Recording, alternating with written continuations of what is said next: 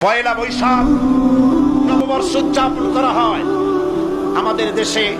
আজ 2-4 বছর ধরে শুরু হয়েছে পয়লা বৈশাখ উদযাপন করা। পয়লা বৈশাখে সকাল বেলায় বাসন্তী রঙের শাড়ি পরে সারা রাত রাস্তায় আলপনা এঁকে রমনা লেকের পাশে গিয়ে যুবতী আর যুবকরা বাসন্তী রঙের শাড়ি পরে সূর্য উদয়ের পানে করজোড়ে সেদিকে তাকিয়ে বলে, এসো হে নববৈশাখ স্বাগতম হে।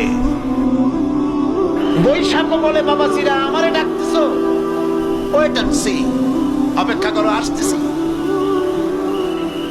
যে বৈশাখকে ডাকা হলো স্বাভাবিক বৈশাখ কালবৈশাখী রুদ্র রূপ ধারণ করে 180 মাইল স্পিডে এসে বাড়ি ঘর কল কারখানা ভাঙ্গিয়া জনমের মতো স্বাগতম হে